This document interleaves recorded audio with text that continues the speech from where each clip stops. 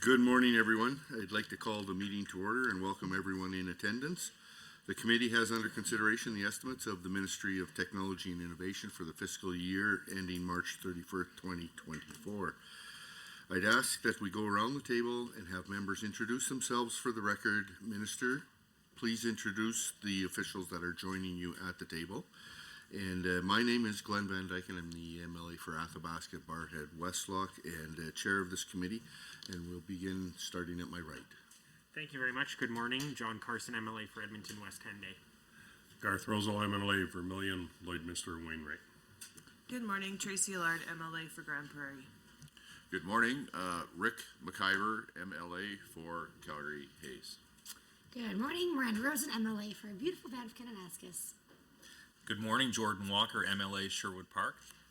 Good morning, Nate Glubish, MLA for Strathcona Sherwood Park, Minister of Tech and Innovation. To my left, I have my Senior Financial Officer, Richard Isaac. To my right, I have my Deputy Minister, David James. And to his right, I have my Assistant Deputy Minister of Data Privacy and Innovation, Maureen Toll. Good morning and happy International Women's Day. My name is Darren Billis. I'm the MLA for Edmonton Beverly Clairview. Good morning, Drew Barnes, MLA, Cypress Medicine Hat. Now we'll go to members participating remotely. MLA Stefan, would you introduce yourself for the record, please? MLA Jason Stefan, Red Deer South. Thank you. I'd like to note the following substitutions for the record. Member Carson as Deputy Chair for Nicole Goring, and Ms. Rosen for Honorable Mrs. Armstrong Homanek. A few housekeeping items to address before we turn to the business at hand. Please note that the microphones are operated by Hansard staff. Committee proceedings are live streamed on the internet and broadcast on Alberta Assembly TV. The audio and video stream and transcripts of the meetings can be accessed via the Legislative Assembly website. Members participating remotely are encouraged to turn your camera on while speaking and mute your microphone when not speaking. Remote participants who wish to be placed on a speakers list are asked to email or message to the committee clerk, and members in the room should signal to the chair. Please set your cell phones and other devices to silent for the duration of the meeting. Honourable members, the standing order set out the process for consideration of the main estimates. A total of 2 hours has been scheduled for consideration of the estimates for the Ministry of Technology and Innovation. Standing Order 59, Section 1, Subsection 7 establishes the speaking rotation and speaking times. In brief, the Minister or member of Executive Council acting on the Minister's behalf will have 10 minutes to address the committee.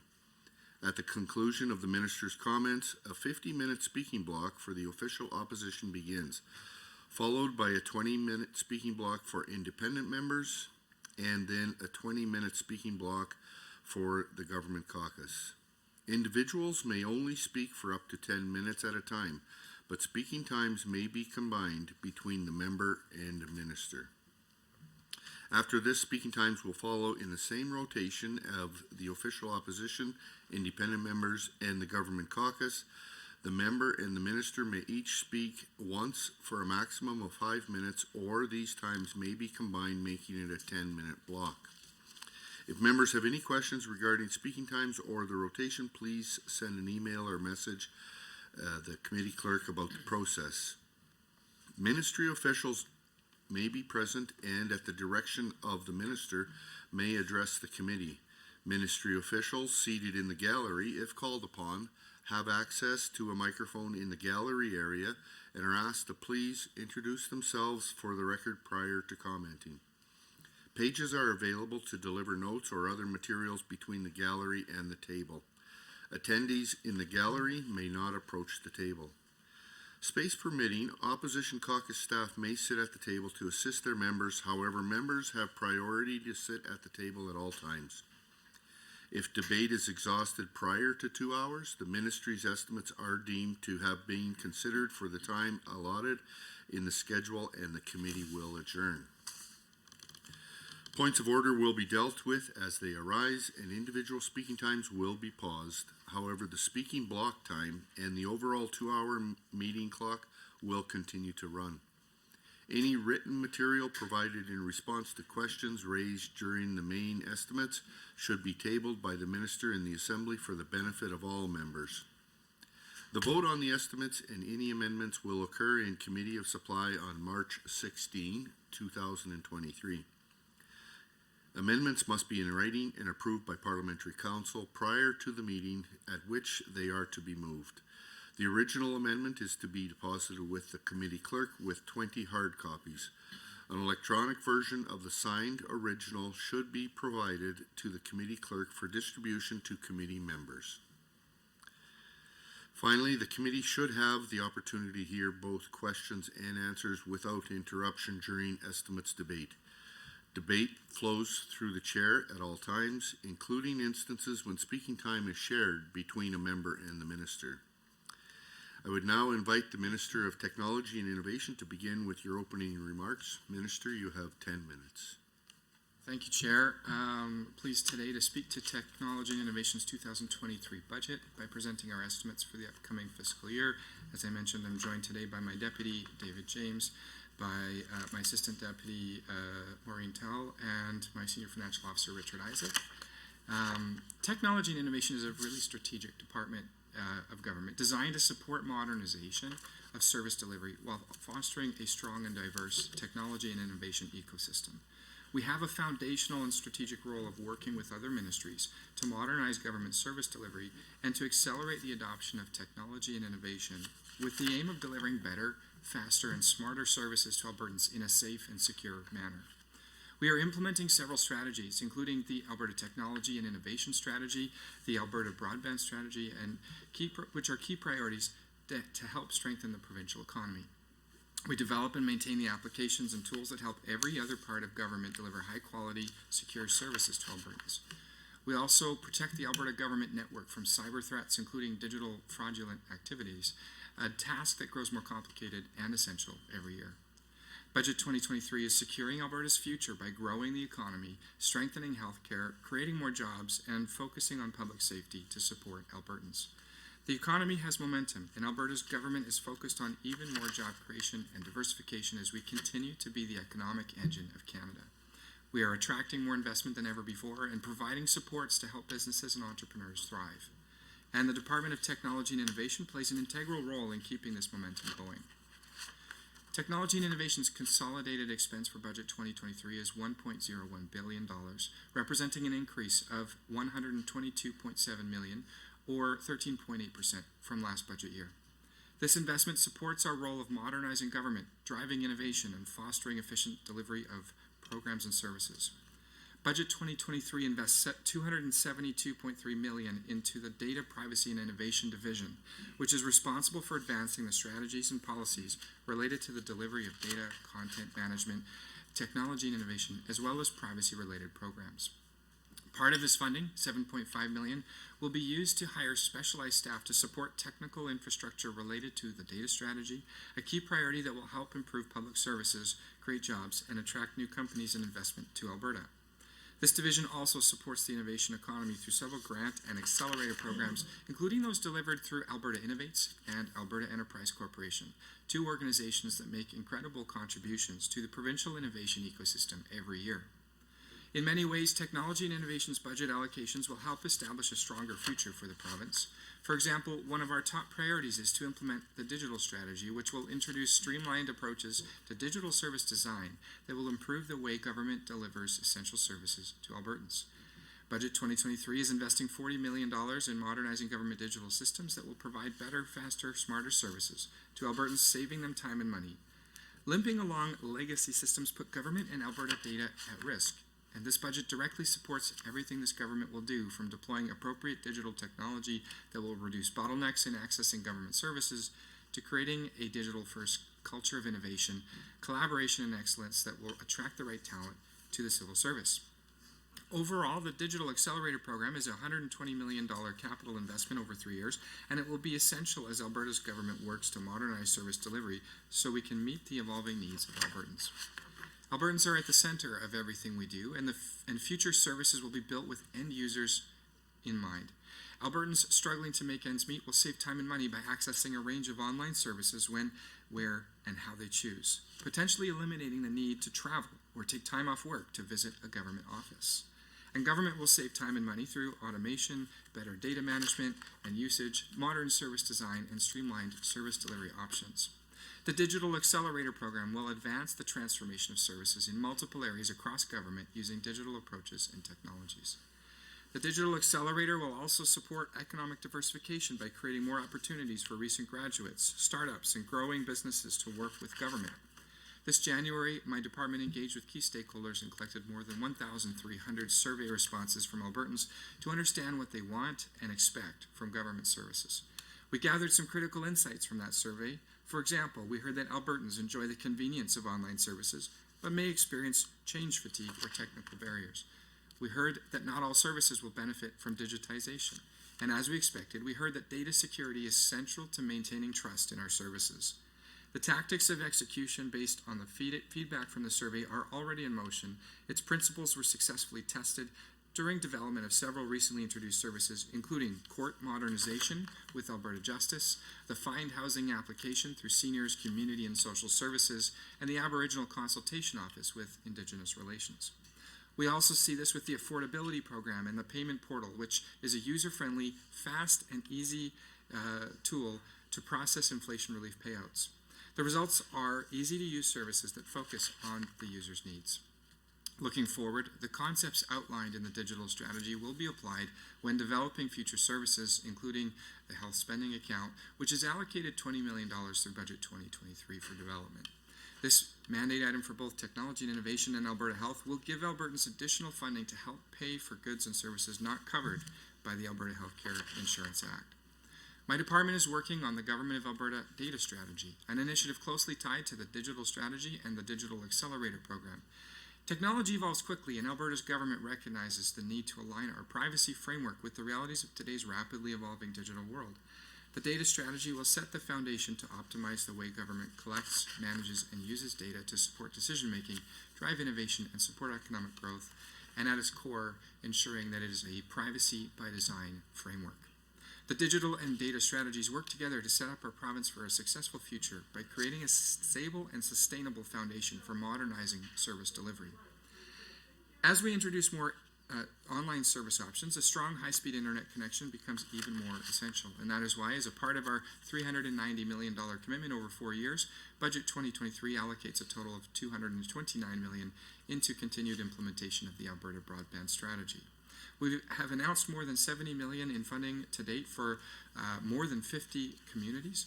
And this fiscal year, we will continue to work with the Government of Canada to award universal broadband funding to even more communities. We will also begin allocating funds through the Alberta Broadband Fund, our $36 million Made in Alberta solution, to address remaining connectivity gaps as we work to connect every household and community to high-speed internet by 2027. Better connectivity gives Albertans, businesses, and communities the tools they need to contribute to and benefit from our economic diversification efforts, including from the growing technology sector. Alberta is experiencing a technology sector boom, and my department is eager to see that continue. For the last 3 fiscal years, our province has attracted record-breaking capital investment, a clear indication that the Alberta Technology and Innovation Strategy, or ATIS for short, is working. More companies are choosing to invest in Alberta, and more innovators are choosing to build new businesses here. Government is making more investments as well. For example, we are committed to supporting and enabling innovative technologies such as artificial intelligence, quantum science, and other technology sectors where Alberta has a global competitive advantage. One of our key initiatives is the development of an intellectual property commercialization framework, a joint project with Advanced Education, to enable and support post-secondary institutions, innovators, and entrepreneurs to commercialize their intellectual property into marketable products and services. In 2023-24, government will continue its work under the Alberta Technology and Innovation Strategy, announced in 2022, which seeks to create 20,000 new jobs and see Alberta's technology sector generate $5 billion in annual revenue by 2030. Government will continue its funding commitments in 2023-24 with approximately $25 million to support artificial intelligence and quantum science, as well as expand the Major Innovation Fund and the Innovation Catalyst grant programs that support innovation and entrepreneurship for post-secondaries. Furthermore, the Research Capacity Program and Strategic Research Initiatives Program supporting post-secondary research will each receive $5 million through Budget 2023. These are smart investments into the future of Alberta innovation. Both programs have a track record of attracting nearly $3 of federal and other funding for every public dollar invested. My department also works closely with Alberta Innovates and the Alberta Enterprise Corporation to ensure innovators can access the resources they need. Both organizations have an enormous positive impact on the provincial innovation sector. For example, every dollar invested into Alberta Innovates results in $6.58 in revenue growth for small and medium enterprises, and every dollar invested by the Alberta Enterprise Corporation results in more than $5 invested back into Alberta companies. Long story short, Mr. Chair, there's an enormous amount of excitement in the technology sector in Alberta, and a lot of exciting things that we are working on in my department to both support government service delivery and to deliver better services to Albertans, but also to attract more investment, to drive more innovation being developed in this province, and really looking forward to the discussion today to discuss our budget.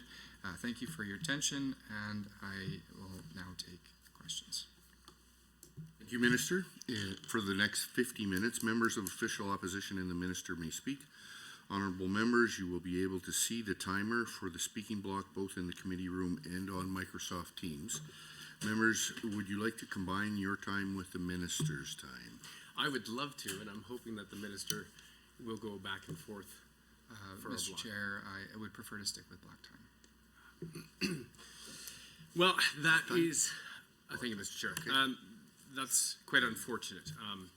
And I think, I've been at this, I've done about 14 estimates now in the past 11 years, and can say that the conversation is much more robust, in my opinion, when we can go back and forth. Now, I will say, as I say at the start of every estimates, my intention is not to land a punch or look for an aha or a gotcha moment. Really, estimates is a time for us to hear from you and your team, Minister, on what you plan to spend, the outcomes that you're trying to drive.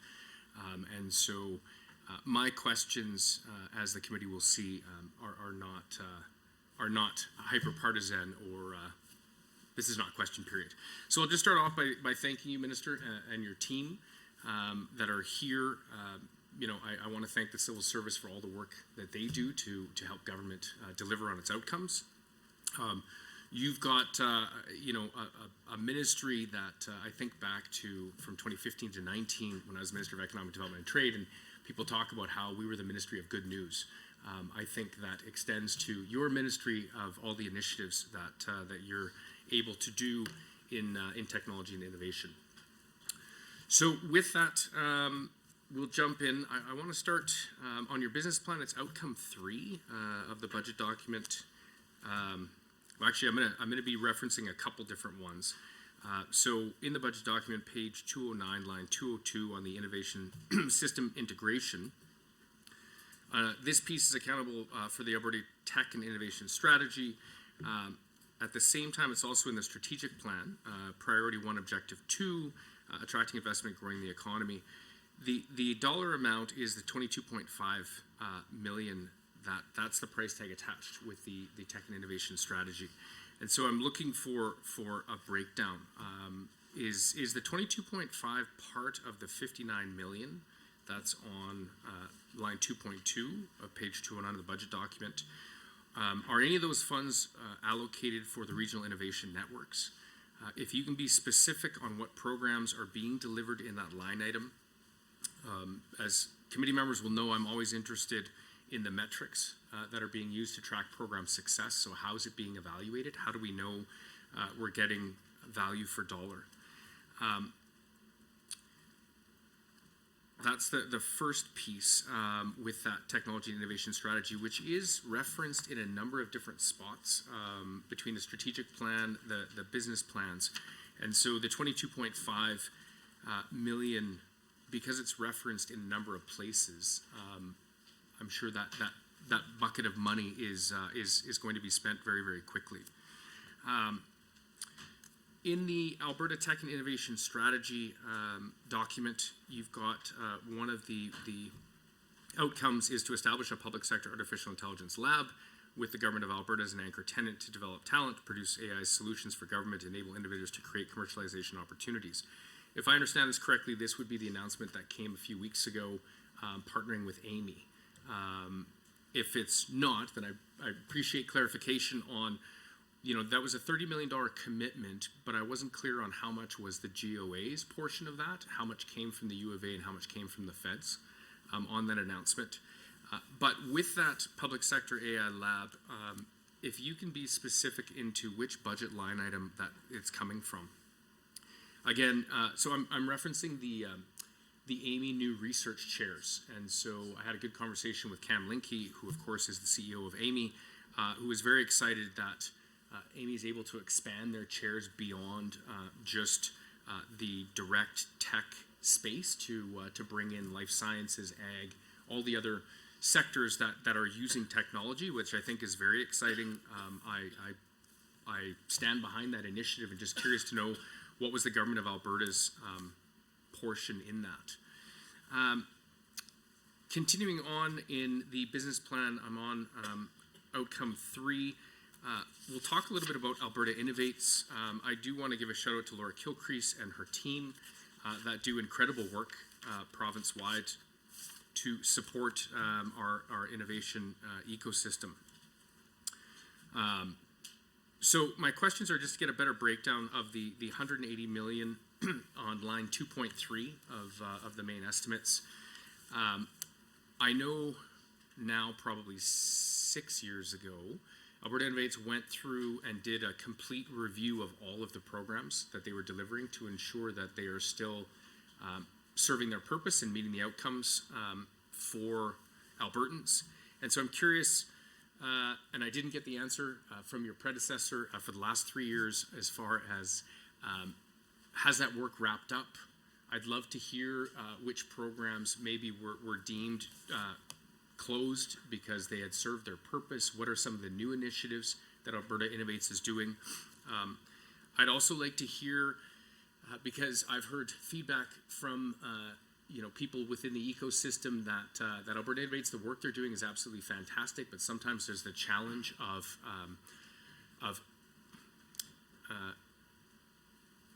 extraneous red tape, or it's been challenging for some companies to be able to access dollars from Alberta Innovates. And I've heard companies say, especially for the smaller micro vouchers or micro grants that are $10,000, $20,000, for a startup, they don't have the staff on board to be able to go through lengthy application processes. So really the questions are around, what initiatives has Alberta Innovates undertaken to expedite that, to make it easier to get their grants out the door?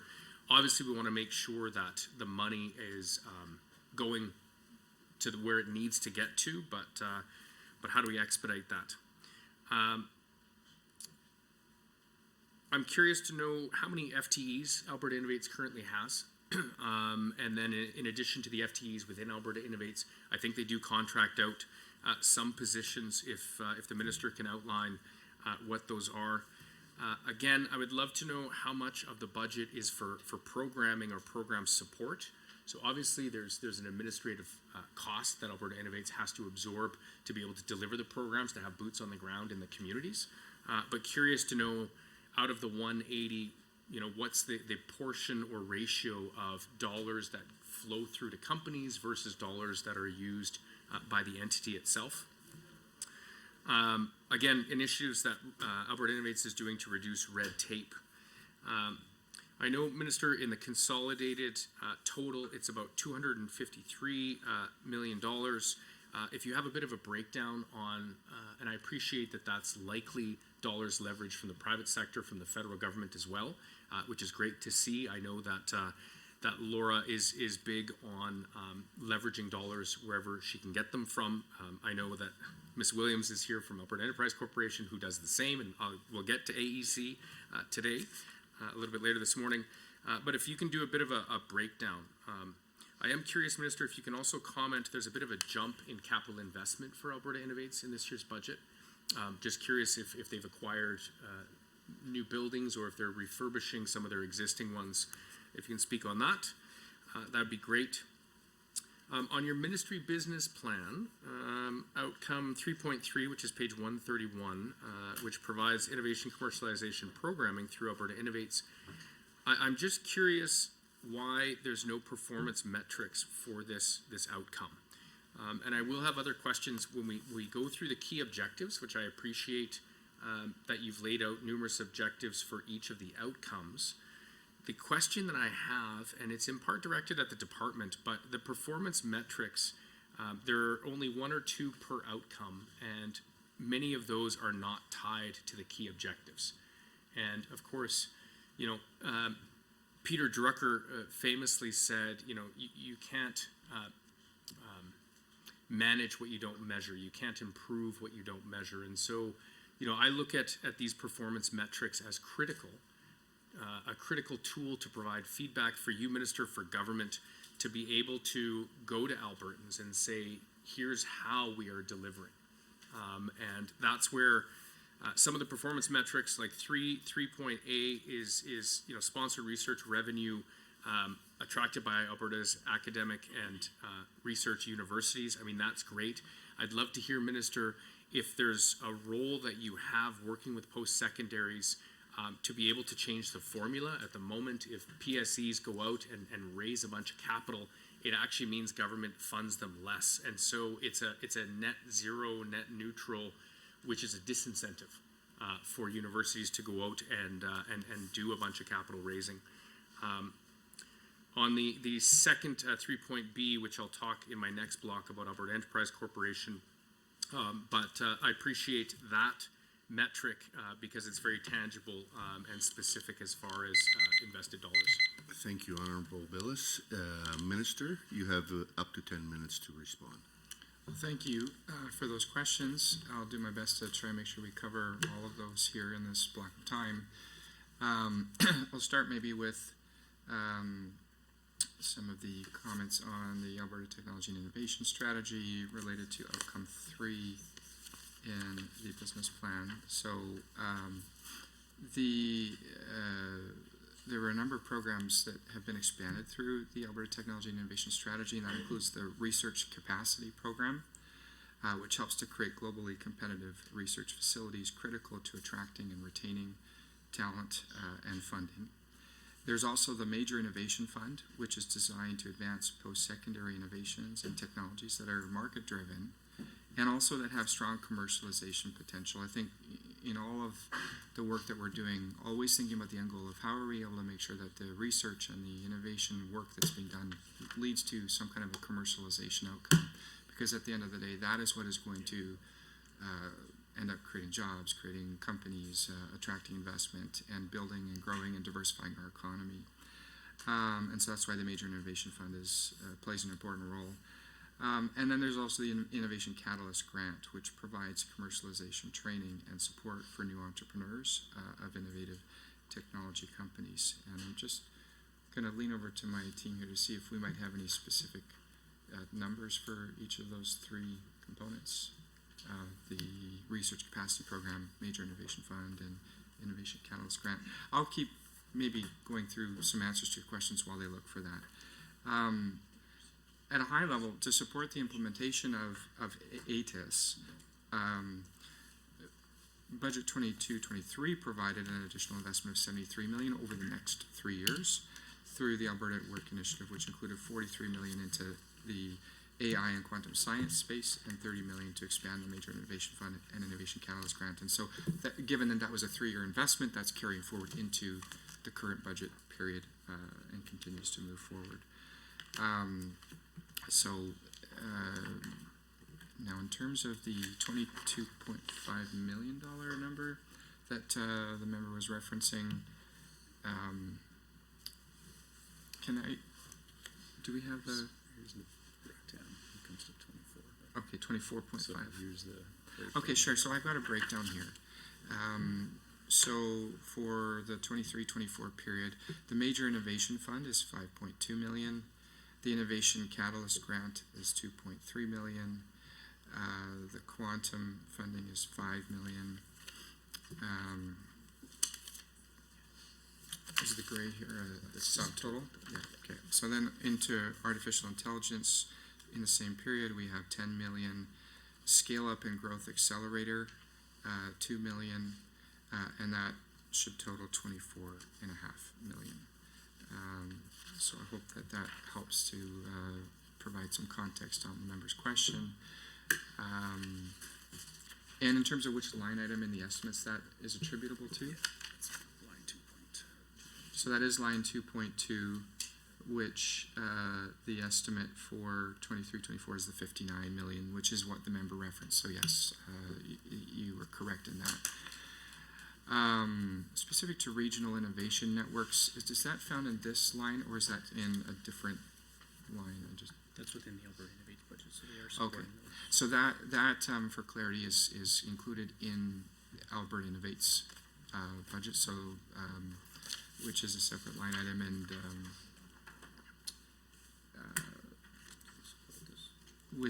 and so just to give I know the member had highlighted in some other comments, but it's relevant here too, which is the importance of what are we measuring, what are we tracking, how do we know if things are working well. And so the Regional Innovation Network right now, more than 1,000 regional innovation clients have been served through this program to date, which is it's a big number, and I think we'll keep an eye on that to see how it continues to go. But pleased to date with some of that progress.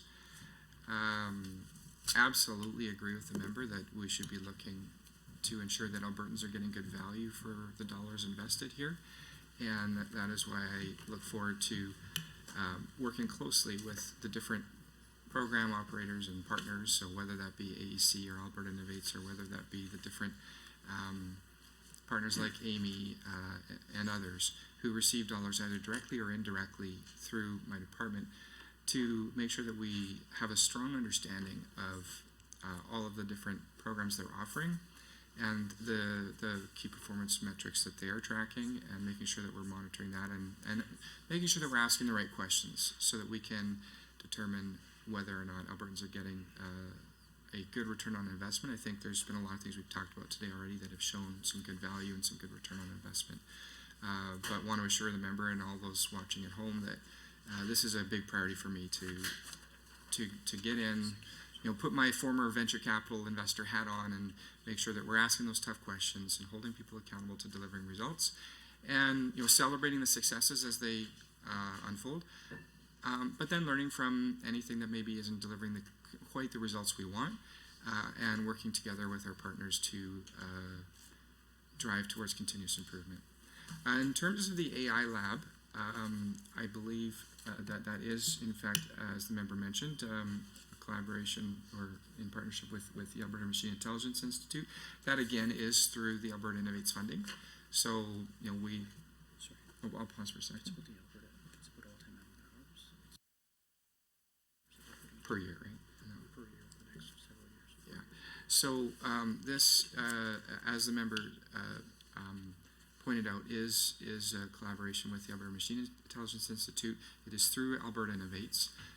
So it would be, the line item from my budget is the line item attributing funding to Alberta Innovates, and then the 30 million towards Amy is coming from Alberta Innovates directly. I know the member has had much dealings from his previous time as a minister with the folks from Amy, so I know he's very familiar with what they do and why it's important to the future of Alberta. I do want to just highlight, in case there was anyone who might have heard about the GovLab.ai initiative, which I don't want the two to get confused. So the AI lab piece through Alberta Innovates with Amy is separate from GovLab.ai, and this is a $3.6 million per year commitment from my budget. It is a partnership with AltaML, another household name in the AI machine learning community here in Alberta, a great local Alberta success story. And the thought process was, we need to find ways, I've been saying all along, we need to find more ways to apply technology and innovation in everything we do in government to deliver better services. And AI is a really critical innovation and a great tool to help us do that. And we didn't have a lot of in-house expertise in government to do those kinds of things. And so we said, wouldn't it be great if we created a collaboration environment where we had some of the best and the brightest executive leadership from a partner like AltaML coming together with our civil service who's working actively to solve problems in government every day, and bring them together with funding from the Alberta government, funding from Ultimel, to then just work together to tackle problems with AI. And that's exactly what they're doing. And so looking forward to reporting back with some progress on that in future periods. But I think there's some great promise there. In terms of Alberta Innovates and new initiatives, which is something the member mentioned, tying into Outcome 3. I know one of the newer initiatives ties to accelerator programs. And I think it was about a $35 million investment between Alberta Innovates and other sources going into standing up a number of different accelerator programs. Those are in the relatively early stages, so we'll be monitoring things like how many companies have they helped, how many of those mature into scale-ups as opposed to just starting, looking at investment attracted into those organizations, etc. Those will be things we absolutely will be monitoring to see how those programs are functioning. I'm just going to check to see if my officials had found the FTEs. Alberta Innovates has 589 staff in 11 locations. Maybe I'll just point out, do we have the contractor piece? Salaries, contracts are 32 million. Okay, so salaries at Alberta Innovates is 68 million, and then grants, that's the dollars going out to actually directly supporting companies, is 140 million. I'll maybe just highlight, maybe we can come back to this in a future block with just a quick answer if there is any information we might have on contracted out positions. But I think that covers most of those questions on the Alberta Innovate side. In terms of leveraging from other sources, I think the member raised a good point, and this is something I think Alberta Innovates has done well. They've brought in some funding from Emissions Reductions Alberta, which is in part funded by the Technology Innovation Emission Reduction Program from Environment, and I'm sure we'll get back to some Thank you, of these Minister. And MLA Billis, you have another 10-minute block. Thank you, Mr. Chair. Thank you, Minister, for your answers. I appreciate, hearing, so the 589 staff, so that is, I'm interpreting because he didn't say FTEs, that's 589 bodies. And the 68 million, of in-house or admin costs versus the 140 that go out in grants, I don't have an issue with that. I know some people listening may think that number seems high, that almost 70 million compared to only twice as much going out in grants. But I also recognize that Alberta Innovates provides a lot of mentorship and training, and so that's absolutely critical, especially for startups, to be able to succeed. So it's not the same as another entity, having a higher admin dollar amount. Minister, regarding the GovLab AI, listen, I applaud you and the government for creating that initiative. I know Corey Jansen well. I know Alta ML. They are constantly growing. They are an incredible success story for Alberta, and I think that they're serving, that initiative is serving a niche. So I know, Minister, you referenced 3.5 million. I believe that's out of this current budget. I'm not sure if you can just comment if the GOA is committed to a 3-year funding model, and this is 3.5 for this year, or if it is just year by year. As far as the accelerator programs, you took the words out of my mouth as far as providing some background on that. I know that the accelerators were announced either last year or the year before. I don't know if you can comment on, have any of the cohorts moved through yet? Do we have any of that data? Because again, I'm very interested to know how many companies are going through the different, and there's several accelerators that Alberta Innovates has stood up province-wide. So how many companies are going through, and then not just that, but you even mentioned it, Minister. I mean, the real numbers are around how much follow-on investment are those companies getting? What's the track record of those companies to scale once they go through the accelerator? I mean, obviously we want to see successes. Also recognizing in the startup space that, there are a lot of companies that are going to fail, but in the ecosystem, we want them to fail fast. If they're going to fail, and you'll have serial entrepreneurs, start up another company and hopefully turn that into a unicorn and more success stories for the province. The 30 million to Amy, that's great news. And you said, Minister, that flows through Alberta Innovates. Curious if they have signed an agreement or if they've committed to a multi-year, if they've done a multi-year commitment within those agreements.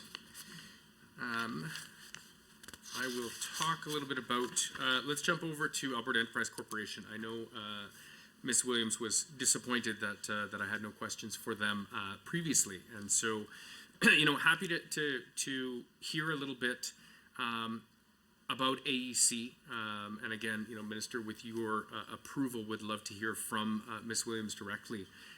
As far as if she can comment on, Minister, under your government in the first year, you recapitalized AEC by $175 million. I know that last year and this year there haven't been any new commitments. There was a commitment in one of your documents from 3 years ago that committed, I believe it was an additional $175 million over several years. Now that, from what I can see, those additional dollars have not gone to AEC. Their line item, I think, is around 3.8, which is for I would imagine the administration of the funds. And so I'd love for Ms. Williams, I know we briefly spoke about the funding announcement recently. Congratulations, that's great news. But would love to hear more of the details on how many Alberta companies are being invested in. Again, the fund-to-fund model that AEC has attracts venture capital globally, which is great. But of course, we want to see not only the venture capital come to Alberta, but stay in Alberta and get invested into Alberta companies. And so if I can hear some details on that. And again, to Ms. Williams, of the 175 from 3 years ago, how much of that capital has been deployed? And for people who don't know how this works, I mean, the government announces that commitment, but it takes years for Alberta Enterprise Corporation to go out and get venture capital partners to leverage the fund, create the fund, and then start to look at companies to invest in. And so, it's my understanding that a lot of the successes that we're seeing in the VenCap was dollars that were actually committed from 5-6 years ago, because they take years to move through. So if we can hear a little bit about that, that would be wonderful. And again, maybe Ms. Williams can comment just on, again, what's the timeline of those dollars once they're committed in a budget until they get to work in a fund and then invested into companies. I'm curious to know how many, are there any funds that are earmarked for specific sectors? And out of those, again, if we can get a breakdown on Alberta companies, that would be fantastic. We'll jump over to broadband. Minister, so strategic plan, priority 1, objective 3, page 10, improving broadband services across the province. I know that the ministry plan explains that the ministry is going to invest $229 million, as you had mentioned, Minister. So are we on track to provide universal connectivity by 26-27? I believe that was a previous commitment that might have been made by yourself, Minister. This is obviously one area that came over with you from Service Alberta. Do you have performance metrics to show that we're on track? So I know you mentioned the dollar amounts that have gone into communities. Can you expand on, what infrastructure rather has gone into play, and what are the different types of actual services that we're using? So again, depending on the community, rural, remote communities, we're obviously not going to pay companies to lay cable to get all the way to them. That would cost billions of dollars. And so if you can comment through Mr. Chair on the strategy province-wide and break it down into different regions. I'd also love to hear, so I've been having conversations with our telecom companies, and part of the issue is spectrum. And the fact that, and I appreciate that's the federal government, but there are companies that are sitting on spectrum for many, many years, and they are actually inhibiting companies who want to bid on the dollars that you've allocated to be able to bring broadband connectivity province-wide. So if you can share with us your plan, how are you working with the federal government to get them to move on this? Because I think we can all agree that universal broadband is absolutely critical. Not only for for the economy, for businesses. Again, you look at how many businesses operate online, but also when we think about rural, remote communities having access to post-secondary, access to healthcare, connectivity is absolutely critical. Again, the feds announced there's 70 million to 50 communities. There are, I believe, according to your numbers, Minister, there's about 200,000 households without access to reliable internet. Again, if you can touch on how you intend to get access to that 190,000 households by 2027. If you can provide details around the 50 projects that were announced, when they'll be completed. If you have a number, Minister, on how many households you're anticipating will be connected by the end of this year, that would be wonderful. Something that jumped out at me, Minister, was page 209 of the government estimates, line 3 on capital grants. It shows a forecast from last year's budget. So, but last year's budget allocated 150 million for broadband, yet only 21 million went out the door, and that was spent. And so, I'm curious why it's taking so long to get the dollars out the door. If this was a matter of planning and going to tender, okay, I appreciate that, but then why was there 150 million budgeted if only 21 went out? So any kind of clarification that you can provide on that, that would be great. Again, a breakdown of that 21 million. Couple quick questions around FOIP. It comes up in the business plan on 127 as well as in Service Alberta. So it's showing in two different ministries, which I think is interesting. The FOIP Act's administered by yourself, but the Part 1 continues to be administered by Service Alberta. So curious why the government made the decision to split this into two separate ministries. Are we not creating inefficiencies and artificial barriers by having it live in two different ministries? And I'm curious why the ministries left out any performance metrics regarding the timelines and quality of the FOIP process, which of course is very important to Albertans. Thank you, MLA Billis. Minister, you have up to 10 minutes to respond. Thank you. Some great questions in there, so I'll do my best. Maybe quickly, just working backwards on the FOIP question. So the rationale here, given the technology and innovation aspect of our ministry, privacy and of data is core to what we do, and protecting Albertans' privacy is core to what we do. And so that is the function that we retain inside of our ministry, and actually my Assistant Deputy Minister, Maureen Tal, who's here with us today, leads that work. And she led that part when it was inside of Service Alberta before, so there is still continuity in terms of the team and the leadership and the strategic direction. My understanding, and I'll just turn to my officials here to make sure I've got this right, in terms of the access and the actual delivery of access requests, that is still through Service Alberta. So essentially, think of it this way. We're splitting the privacy policy element related to FOIP. That is staying in-house with us because we have the broader responsibility of protecting Albertans' information, cybersecurity, data protection, all of that kind of stuff. But in terms of the service delivery aspect of FOIP, in terms of responding to requests, that is still under Service Alberta and will continue to be there. So while I understand the member's question about does this perhaps create more complexity than is needed, I believe it's actually simpler than it may be sounded at first glance, because it was a very clean separation of duties related to FOIP. So I hope that is helpful on that front. In terms of broadband, so on the comment about the 150 million, I believe that was on line 3 of page 209, I think is what the member referenced. The 150 million allocated versus 9 million out the door. So one of the things we said all along is the most important thing we had to do with the broadband strategy and the broadband funding was to send a signal to the market that we were committed financially to these investments. And that is why we said $390 million over 4 years. You can count on this. You can take it to the bank. So that those counterparts who would actually be the ones applying for supports to go and actually build out this infrastructure could say, I know it's going to be there and I can actually invest some time and energy into developing a plan, doing the engineering and applying, etc. Now, we knew that it would be lumpy because supply chain issues, access to materials, the engineering work itself, getting permitting from municipalities, etc. There's a lot of moving pieces that we don't control, and it shouldn't be our job as a government to go and intervene and meddle in that. So we knew that there may, from time to time, be something that was allocated for a certain year that would carry forward into a future year. And that's okay.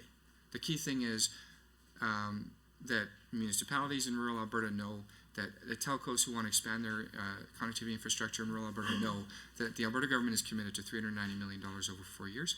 If it takes a little longer than 4 years to actually see those projects through to fruition, those dollars will be there.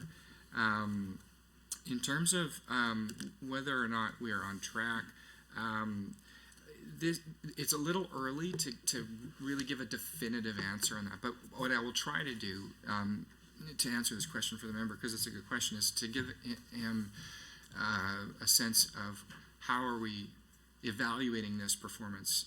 So as we all know, in Alberta, we have a construction season that is not 12 months of the year. This spring and summer will be the first real construction season where dollars that have been allocated in the first tranche of projects will actually get to shovels in the ground. So I think what we really need to do is to get through this construction season and see how much progress we make by the end of that season.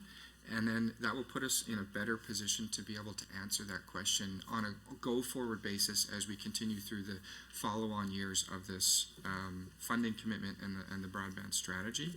But absolutely, we will be monitoring that, working with each and every one of our partners who have received funding commitments from us to ensure that they are delivering as promised.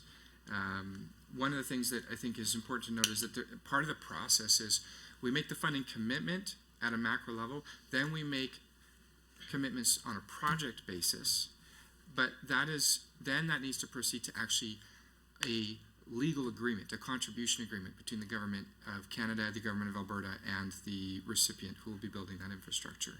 And so each of those steps takes time, and so a lot of those companies that will be beginning construction this summer, we're just finalizing those contribution agreements right now. What I can say is that one of the biggest bottlenecks in this right now has been working with the federal government. We are very eager to announce another block of projects. We would call it Tranche 2 of our joint funding commitments. And I'm really excited about this one. It's a very significant chunk of the funding, but the feds are just not quite yet ready to sign off on that. We're pushing them really hard every day. I just texted my counterpart, Minister Hutchings, just last night to try and see if we can move that needle a little farther and faster. So we'll continue to work with our partners in the federal government to try and unlock those dollars as quickly as possible and to send signals to the recipients that we're moving forward and greenlighting some of those projects quickly here. But I do believe this summer is going to be an exciting summer for connectivity in Alberta.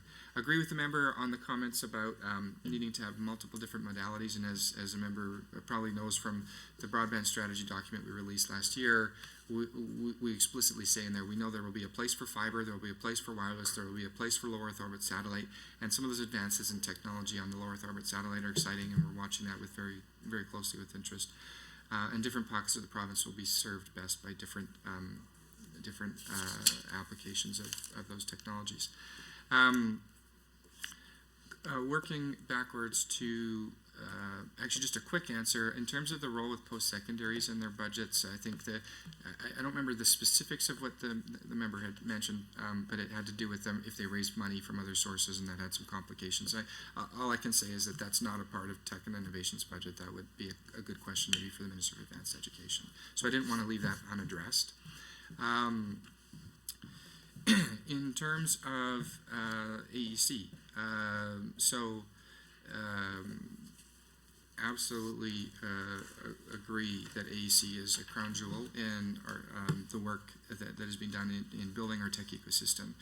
And I will turn it over to Ms. Williams here shortly to maybe address some of the comments that the member raised. Just want to point out, so there was the $175 million recapitalization, as you mentioned, which is in budget 2020. and that is intended to be over 3 years. So I think maybe there might have just been a misunderstanding about that. Now, it was always an over 3 year commitment.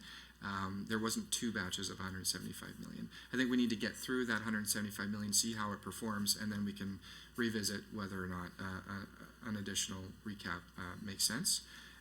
In terms of the administration costs, the member's right, that's 3.8 million. That's to just cover the day-to-day operations of sourcing prospective funds to partner with, doing their due diligence, and then managing the relationship with those funds and overseeing the operation and performance going forward. And also maintaining and managing the Start Alberta portal, which I think is a really important tool for investors and innovators alike. And so that's why I was pleased that our budget includes a $600,000 increase in the operating budget for AC. You know, they've increased their assets under management. They've increased the complexity of the work that they're doing, and as such, I think this is an important commitment. So in terms of the overall track record, I mean, it speaks for itself. $5 invested into Alberta companies for every dollar that AEC deploys. That's a great multiplier effect. Seeing that, you know, I believe, and Ms. Williams can correct me if I'm wrong, but I believe that their investments into venture funds have had their hands in at least a third of the deals being done in Alberta, which is really exciting. And I think that's a big part of why we saw $729 million of venture investment last year, a 20% increase year over year, 30% increase year over year, at a time when the Canadian venture investments had declined by 20%. We've also seen a significant increase in the number of deals and the size of each deal, while the Canadian metrics on those fronts has been on the decline. So, sorry, I had that backwards. I'll correct myself. It was 20% increase year over year in values, while the Canadian market was on the decline by 30%. So just correcting that. But with that in mind, I think I'll maybe turn it over to Ms. Williams. Actually, you know what? We have 30 seconds left. I will come back to Ms. Williams after, so she has a little bit more time. I'll touch on briefly on GovLab.ai. Yes, it is a multi-year commitment. That it was a total 5-year commitment overall. So the current period, and then so there was a commitment last year, and then there's the current period, and then there's 3 more.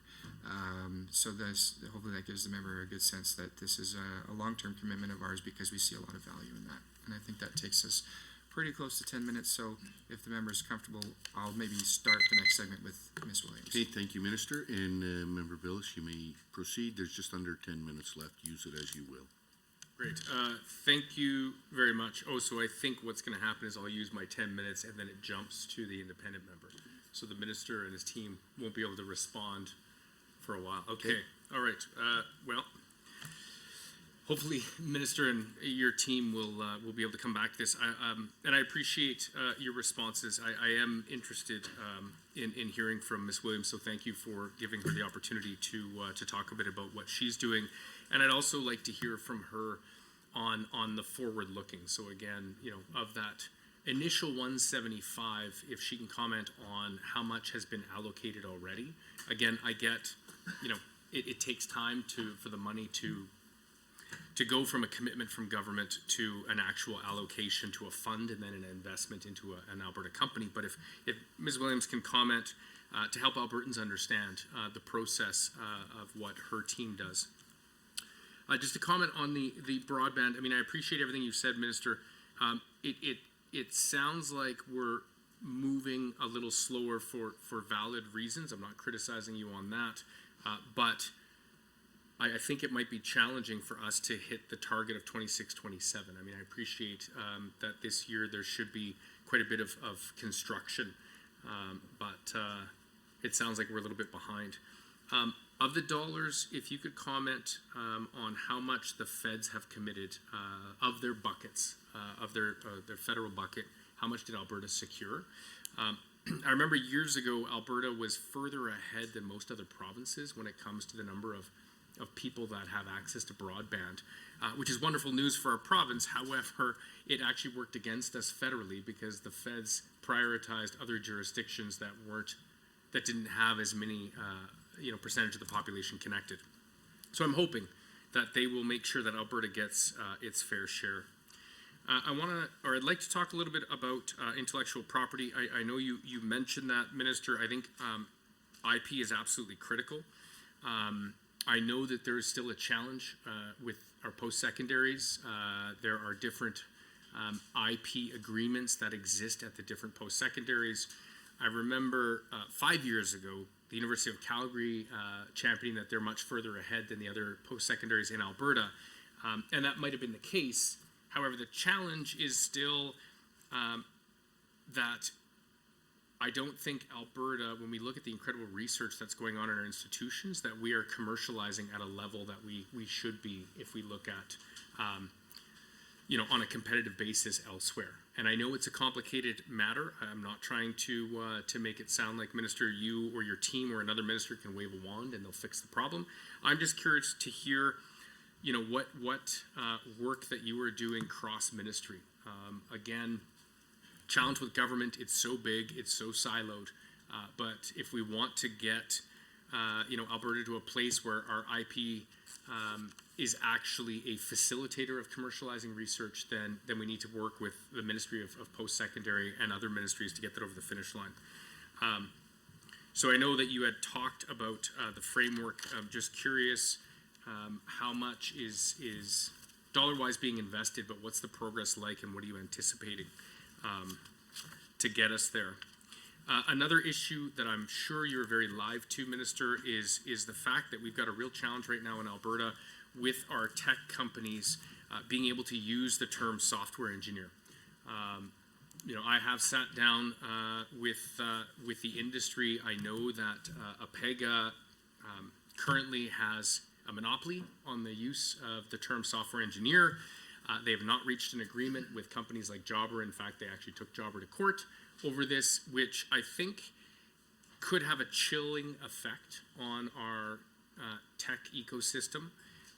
And so just curious, Minister, if you've had conversations with them, where are we at on this? Can we get to a resolution? And again, for Albertans who may not be aware, here in the province of Alberta, only professional engineers can use the term engineer. And so this puts Alberta at a disadvantage when companies are looking for talent that we cannot advertise using the term software engineer, which of course is the term that is used globally. And so I appreciate organizations like APEGA want the industry to use a different term. However, we're going to miss out on recruitment strategies. With that, Minister, I'd also like a bit of an update, if you could, on the additional spaces. Again, I appreciate it's post-secondary.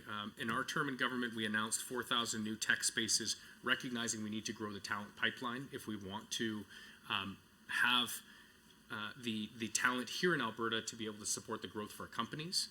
It was disappointing to see that the government in 2019 canceled that program, for the very fact that had that not been canceled, there would be graduates from that 4,000 spaces that were committed back in 2018.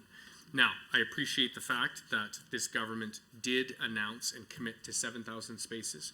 I know that lives in post-secondary, but I'm hoping, Minister, because this is also your file, the grads, that you're able to comment on where we're at in that initiative.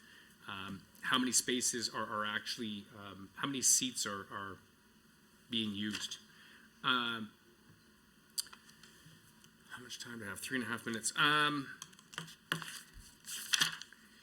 And let's see, I might actually, if I can, Chair, share some of my time with the Minister so that the Minister can respond to some of these questions so we don't have to wait 45 minutes to hear back.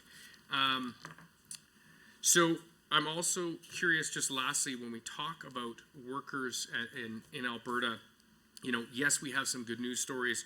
We also have taken a few hits, of course, Google DeepMind leaving Edmonton, closing up their shop. I recognize that globally that companies are consolidating, but when I look at DeepMind, Edmonton was the first jurisdiction outside of the UK. DeepMind has labs in Toronto and in Montreal. Those labs did not close. The Edmonton one did, which is disappointing. I appreciate that our ecosystem is not dependent on one single company, but we could lose some of the talent that could move to one of the other ones. So I'm just curious, does the budget, I mean, are we looking at recruitment or retention, and how to support that. You know, are there specific initiatives, Minister, that you are doing to ensure that that companies are not leaving Alberta and are growing here? I mean, again, I appreciate you don't decide whether a company stays in Alberta or shuts its doors, but if you can just speak to what you're doing to try to keep them here. And with that, I will turn it to the Minister, if I can, Mr. Chair, to respond in my 1.5. Yes, you may, and Minister, you have about a minute and a half to respond. Okay, great. So, just on the Google DeepMind story, of course, it's disappointing to see a story like that. However, I will point out that I believe there's a silver lining here, because as the member already pointed out, there's an enormous need for talent.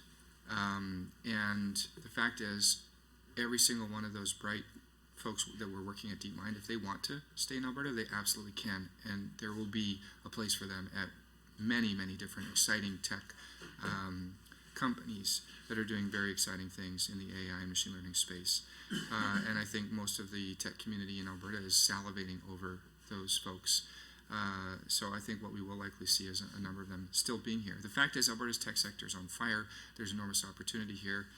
The fact is, Google made a decision. They had a larger footprint in other parts of the country, and Google DeepMind was the smallest operation they had in Canada, so they chose to consolidate it somewhere else. It's unfortunate, but I believe that Alberta companies will benefit from it. In terms of the post-secondary side, agree with the fact that we need more talent. That's why the Minister of Advanced Education had committed to creating 7,000 new spaces, which actually, now that they've actually carried that out, they've been able to see that the funding they committed will actually create 10,000 spaces. So they're overperforming by a wide margin. And then another way we're going to meet that talent gap is through some immigration policy that one of my other colleagues, of course, is working on. And she even spoke to that yesterday in question period about having secured a significant increase in the number of Alberta immigration nominee spaces that we will have going forward. I think that's going to be a game changer. There was a couple of other good questions. I've noted them in my notes, so I will make sure to make an effort to get back to those in our next block. Okay, thank you, Minister. That concludes the first portion of questions for the official opposition. We will now move to independent members for 20 minutes of questions. MLA Barnes, would you like to combine your time with the ministers? Could we go back and forth, Minister? I think just out of consistency, I'll stick with block time. Okay, we'll continue with block time, and you have up to 10 minutes. Okay, thank you, Mr. Chair. And thank you to the Minister and your staff for all the work you do for Cypress Medicine Hat in Alberta. It's appreciated. Thank you. I have 7 questions, so I will outline them in my 10 minutes.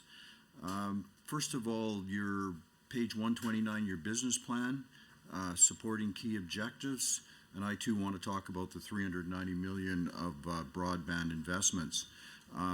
Okay, I heard the earlier answer about why it was slow to get out, and I appreciate that the upfront commitment and the message of a $390 million commitment was important.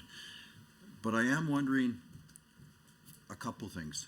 First of all, Minister, how does this level of broadband investments compare to what other jurisdictions are doing that we compete with and that provide services to their businesses and their residents? And I'm wondering, does your ministry have a focus or a plan on partnering with the private sector in those areas, especially when it comes to adding fiber? I know one of the bottlenecks in Medicine Hat from time to time is some of our areas that don't have the necessity for fiber and broadband. And what do we do with our older areas, and what do we do with our brand new development areas? Does your ministry have a plan to really leverage this for the benefit of Albertans? And then in conjunction with that, on your business plan, on your mandate and structure, in addition, and I'm reading, in addition, the ministry will explore options to address cellular phone coverage across Alberta's major highways. Explore options. I appreciate some clarification on that. I'm wondering what percentage of rural Albertans in particular still don't have good connectivity, good cellular phone access. I think of Highway 41 from basically Elkwater south to the American border, which can be a huge trade route at time in the Wild Horse border crossing virtually impossible to use your cell phone in that area. What a safety hazard that is, what a liability that is for growing our commerce in that area. And explore options. Please let's not forget that Albertans and Canadians pay probably the highest cellular phone fees in the entire world. I would hope any exploration of that would encourage some competitiveness and some fair pricing for Albertans. So thank you for that. Question number 2. One of the concerns, of course, we're hearing a lot about now is digital ID and people concerned about maintaining their individual privacy and their safety. You've mentioned you have 7.5 million allocated to the implementation of the data strategy. Dan, I would sure appreciate some clarification on that because what's here doesn't say very much. But how do you guarantee? How are you going to ensure that you're going to keep data private for all Albertans, and what are the costs associated with that? And what's the goal? What's the plan for your data strategy? Okay, question 3. On page 130 of the business plan, you state that in 2022-2023, 7.8 million malware infections were prevented by cybersecurity controls. How many malware infections were not prevented? And my goodness, it's a pretty scary world right now when you hear about blackmail and companies and governments paying huge amounts of money to protect data and private information that's been hijacked. Has the Alberta government been subject to that? What is your department doing to make sure that we are protected? And it's obviously a scary thing and a big job. So I'd like to hear something about that. Question 4. On page 131 of your business plan, outcome 3, under your key objective 3.1, it mentions that ensuring that Alberta is the destination of choice for innovators, entrepreneurs, and investors. And then you have a performance measure. Cumulative value of Alberta Enterprise Corporation attracted venture capital funds and syndicate partners invested in Alberta businesses, represent all new business investment of Alberta. So does that represent all new investment, or just that's highly focused on technology and innovation?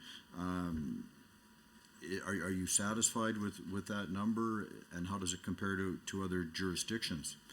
And do you have any numbers, Mr. Minister, on how much we're spending to bring in the new investment, and what total amount of money was brought in by the new investment? I recall you mentioning a few minutes ago about for every dollar invested, you thought you had a $5 return. Is that broad across the across all the work that you're doing, or has there been some successes and some failures? I'm also wondering, do you know how many new investment deals were made by the international community or out of province companies? Alberta's got this network of international and national offices, here and there.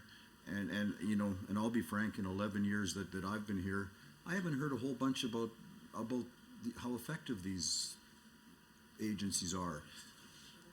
I wonder, have you been able to lever these offices around the world and across Canada, especially when it comes to technology and new investments that are on the cutting edge?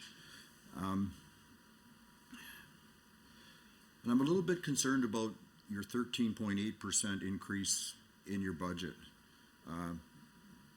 That is way past population growth for Alberta. And there's cabinet is big. There's a lot of new ministries. And I know that some of the other ministries are kind of interconnected with technology and innovation. Like, I'm wondering, jobs, economy, and northern development is some of the things that were your responsibility last budget, are they now under jobs, economy, and northern development or other ministries? Like, I'm looking for an example. I'm looking for Invest Alberta. I see last year $25 million were spent, and now it's not here at all.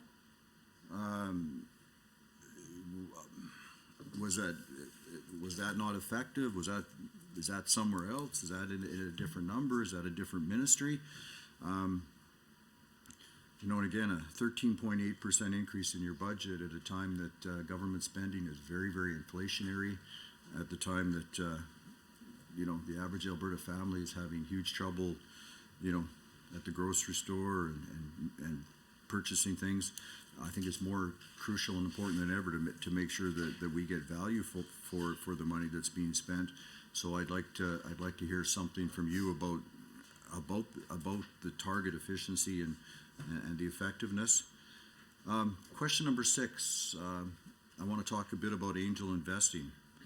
I met a young entrepreneur in San Francisco area a couple of years ago who, it was amazing the stories he had about the number of angel investors that would invest around $100,000 at different ideas as they got off the ground. And as MLA Billis said, you know, so there were some unicorns in there. There was some that didn't work out, but there was a lot of things happening fast. And how accurate this, I don't know. But I also at the same time read an article that there was 230,000 Canadians in Silicon Valley in that same area. So I'm thinking, my goodness, maybe it's Canadians doing the angel investing down there, or certainly a big percentage of it. So I'm wondering what your ministry is doing to you know, to promote that, to maybe just get out of the way so business can flourish, but sometimes it's an awareness thing. So I'd like to hear what you're doing to promote angel investing and the private sector. Back to page 127, my last question, number 7, on your ministry fact sheet, your mandate and structure. Ministry will continue to respect and protect the privacy of Alberta's personal information and will ensure the government is transparent through FOIP, Freedom of Information and Protection of Privacy, and the Personal Information Protection Act. I think your earlier answer to MLA Billis suggested that your role was more oversight and Service Alberta was more the actual process and the nuts and the bolts. But Minister Glubish, I want to be honest, most Albertans think the FOIP system is totally broken. It takes forever to get an answer out of government. When it comes back, the vast majority is redacted, or so much is redacted, it's unexplainable. What are your thoughts on making the process better? Thank you. Okay, thank you, MLA Barnes. Minister, you have approximately 10 minutes to respond. Great. Okay, well, let's try and get through each of these. First, on the broadband side, in terms of how we compare to other jurisdictions, I can say that we are roughly similar in terms of investment on a per capita basis, in terms of attracting federal dollars.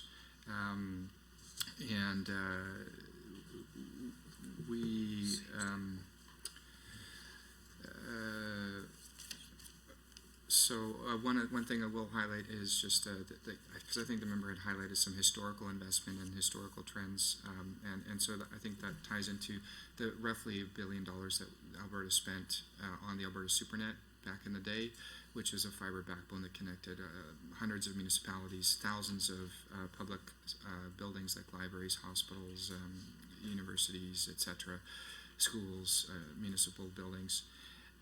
And that is a backbone that has been, you know, in some cases been able to be leveraged to delivering service to actual residents as well. So that's some of the history, and then of course our $390 million commitment is the next stage, and as a result of that, we've been able to attract $390 million from the federal government to match that. Absolutely, yes, we are partnering with private sector partners. We're not looking to build this ourselves. And you know, what we've done is we've created a framework by partnering with the federal government so that private sector partners or prospective private sector partners can come and say, we have a project, we believe it's a good project, here's all of the details on the project, we would like to request funding. And then we work together with our partners at the federal government to determine which are the best value projects that will give the best results for Albertans, and those are the ones that will be prioritized for funding. You know, the short answer is yes, we are partnering with private sector partners.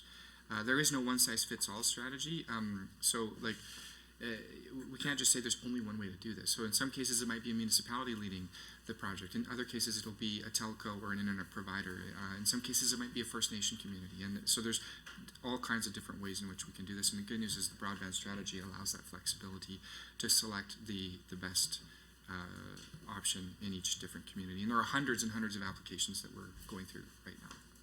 In terms of the cell coverage, the key thing here I think that we need to point out is that telecommunications is federally regulated. So there are very little policy levers that we have to address this. But that said, the Premier acknowledged that there are certain corners of the province that certainly have poor coverage. And so she asked me to look into, are there key areas like major highways where there's poor coverage today that maybe we need to look at doing something. And so over the next period here, I'm looking forward to doing that work for her and reporting back to Albertans on what we see as being some options. In terms of the digital ID and privacy and safety, and just tying into the data strategy question, I want to assure the member and all Albertans that privacy is the cornerstone of everything we will do in my department. That is the first and most important piece to anything we do. But we do live in a digital world. All of our systems, whether it be our systems in government or the systems that our banks use or the systems that the companies we interact with on a day-to-day basis, they all have a digital element to them. Computers have been around for 50 years. They're not going anywhere. The question is, how do we use those tools, those technology tools, in a responsible way that protects Albertans' interests? And so I'm pleased to say that my office and we work very closely with the Alberta Privacy Commissioner, who is an independent officer of the legislature, whose job it is to stand up for the interests of Albertans. And we're making sure to involve her early and often in any work that we're doing to make sure that we get good advice, and also looking at cross-jurisdictional analysis of what are the best practices around the world. But right now, any of our privacy legislation predates the internet. So it never even contemplated the kinds of tools and technologies that are out there today. So that's a big part of what we need to be contemplating as we look to prepare for the next 20 years. How do we ensure that the policy tools we have to protect Albertans are designed with the modern world in mind? And that is part of what the work in the data strategy is for. In terms of malware infections, I'm pleased to say that no infections went unprevented. So we had a 100% success rate. All malware was blocked. In terms of the next question, destination of choice for investors, and some of the comments that the member raised there. And he mentioned the 5-to-1 multiplier that we talked about earlier. So I'm pleased to say that is specific to Alberta Enterprise Corporation. So for every dollar that Alberta Enterprise Corporation invests in a venture fund, $5 gets invested by those funds into Alberta companies. The government of Alberta does not spend money to attract that investment. That is purely through the strong performance of Ms. Williams and her team of doing good homework on selecting good private sector venture partners, investing in them as a part of their broader fundraising rounds, and ensuring that they all have an office and a presence in Alberta so that they will always be looking in Alberta deals in addition to the other corners of the country and the continent that they operate in.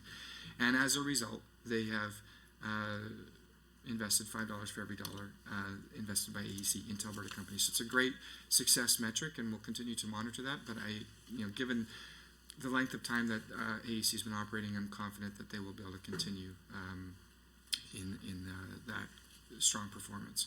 In terms of the comment about the 13.8% increase in our budget, I think the key thing here is, well, there's a couple of things I'd like to point out. First of all,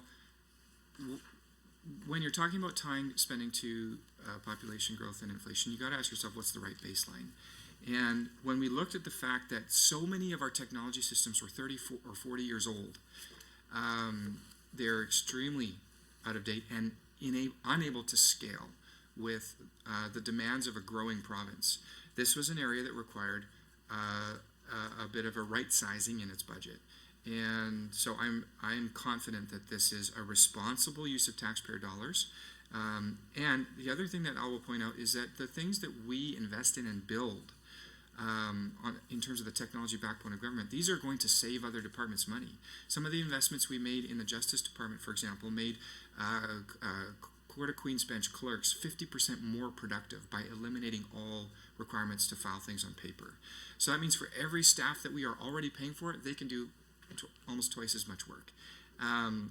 And that is going to help them to deliver better services for fewer dollars and chewing through bottlenecks in service delivery. That's just one example of many. So the fact is, even though our budget has gone up by a level that is higher than inflation and population growth, we are going to help equip all government departments to keep their spending in line, and that is going to be good news for all Albertans and good news for folks who are fiscally conservative in their values. In terms of some of the other comments that the member had as questions, for example, on Invest Alberta or other things, so I'll just point out, we inherited the innovation piece from the former JEI ministry. The rest, I believe, is in with Jobs, Economy, and Northern Development, so Invest Alberta is not a part of our budget. In terms of angel investment, absolutely agree. There's an important role for angel investors. I mean, I myself was an angel investor. I personally invested in lots of tech companies alongside of the venture fund that I helped to manage. And I know many folks in my personal life that are angel investors and who've been investing in technology for 30 years. It's a great asset class if you know what you're doing. And so I think the key thing here is the work that we are doing by supporting and partnering with organizations like Platform Calgary and Innovate Edmonton, or Edmonton Unlimited, and some of the other different tech ecosystem institutions that are there to provide support to entrepreneurs, but also to investors.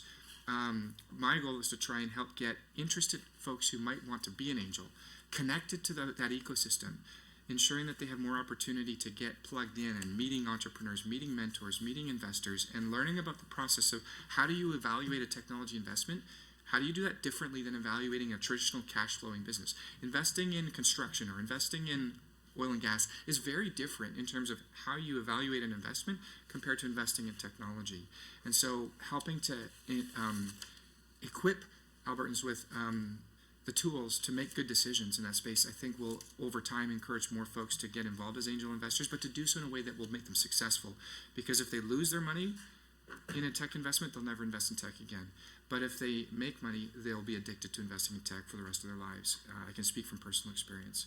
In terms of the privacy and the FOIP question, I can say we're responsible for like the legislation that governs the rules, but Service Alberta is responsible for the delivery of information requests.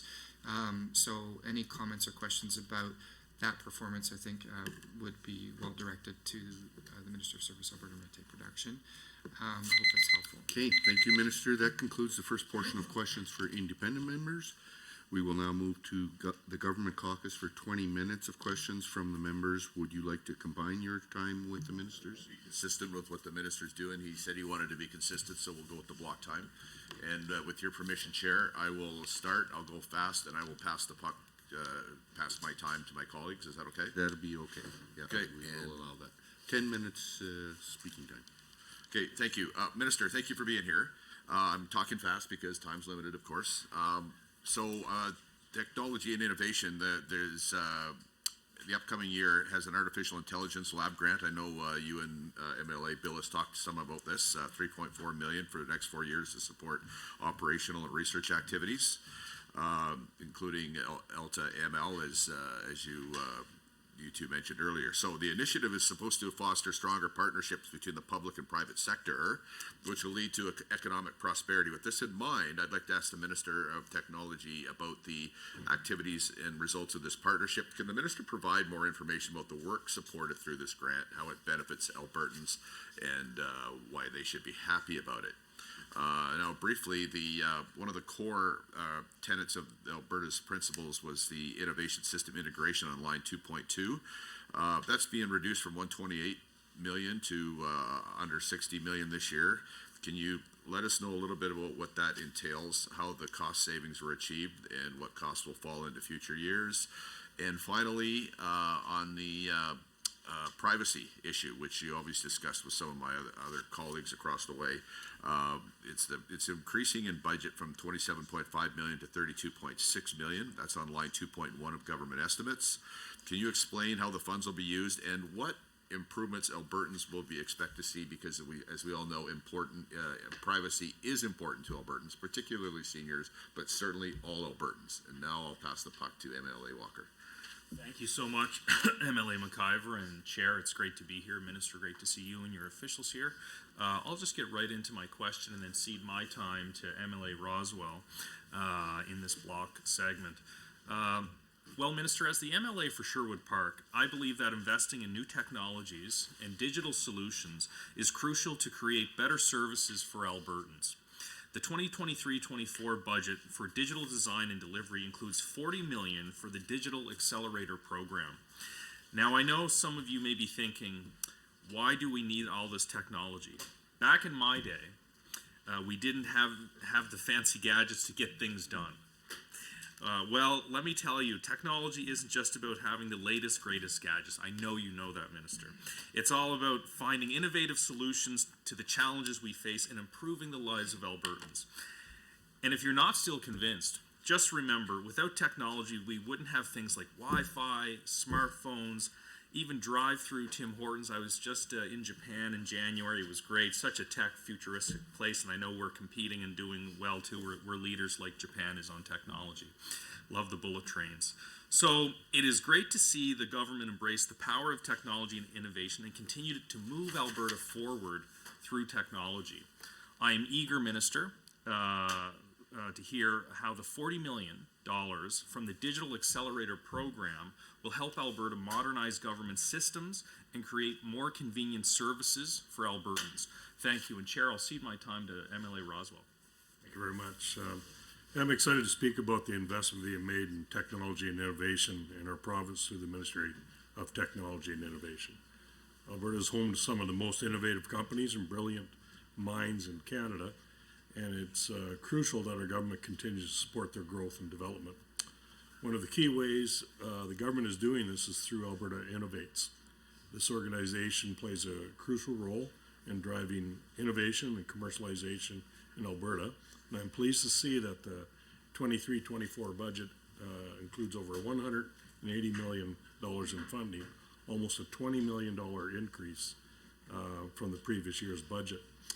And I'd just like to highlight a few things in my own constituency of Vermilion, Lloydminster, Wainwright. Of course, we deal in lots of oil, but also a big agricultural area. And the technology that's involved in agriculture, with precision agriculture and all that type of stuff is just amazing. And, land mapping so you can get variable rate fertilizer application is one example. Another is spraying technology, where if you overlap, a nozzle shuts off. It's amazing what's happening there. And someone's even coming to where it'll only spray where it identifies a weed. So they're doing just great work in agriculture.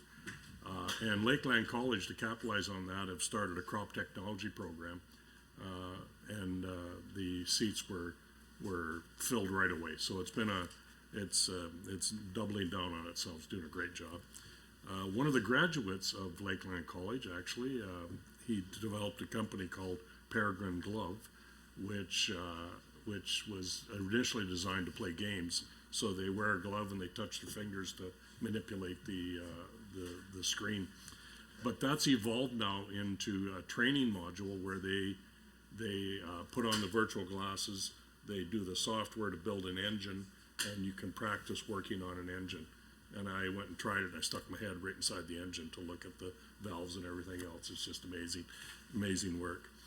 Now let's talk about the funding increase. It's like getting a raise at work, but on a much larger scale. With this additional funding, Alberta Innovates will be able to invest in even more innovative projects and support growth of our technology and innovation sectors.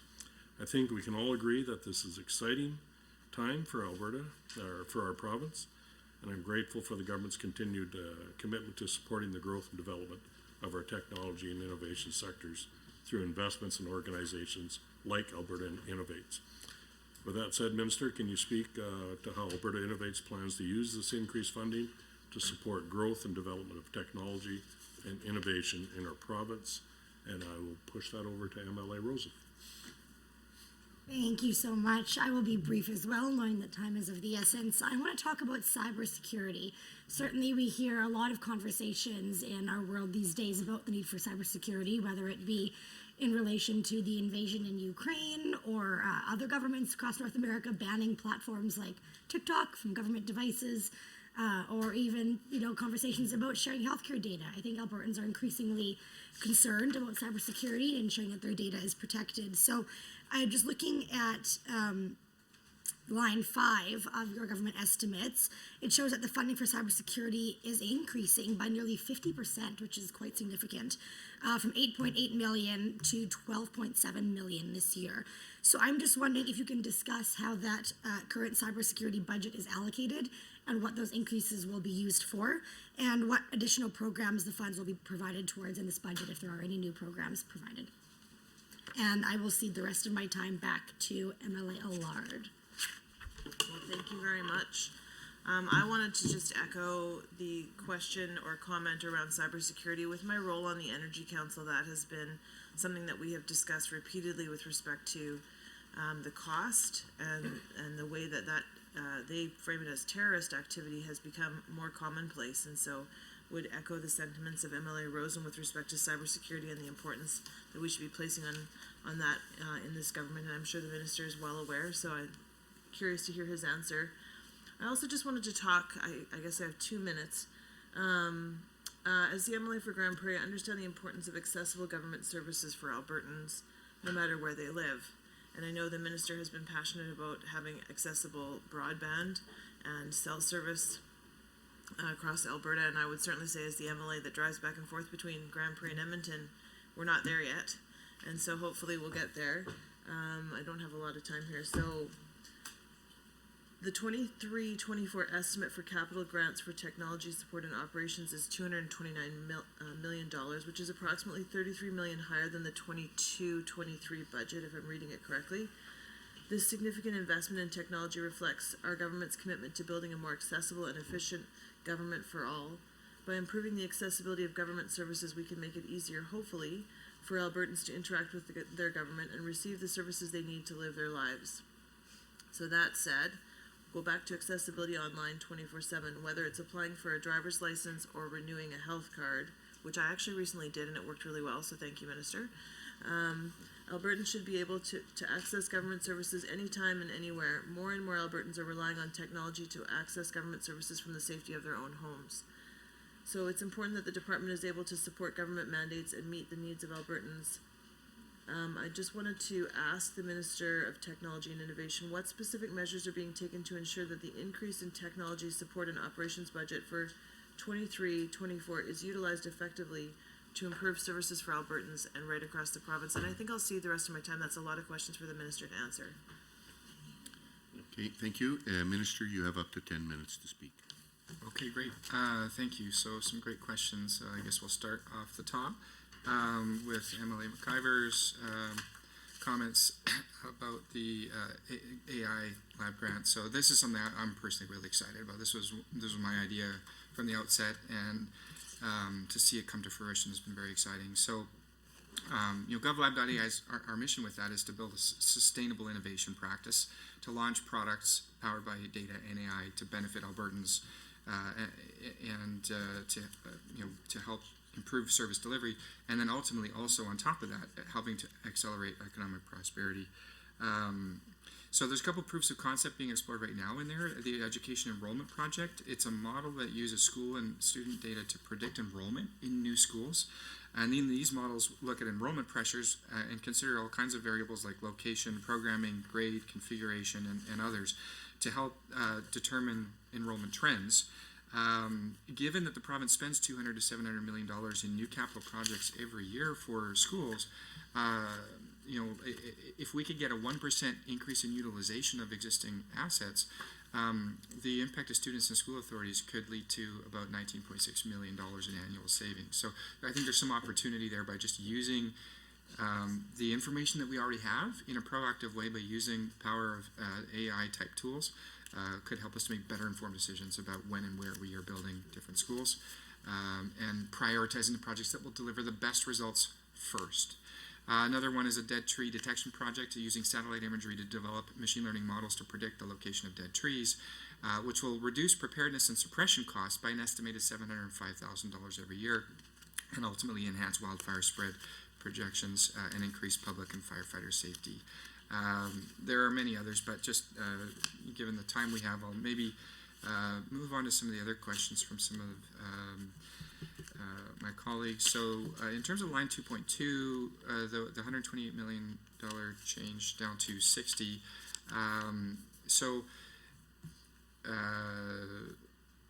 Just want to make sure I'm looking at the right thing. So what was the change in that primary question was?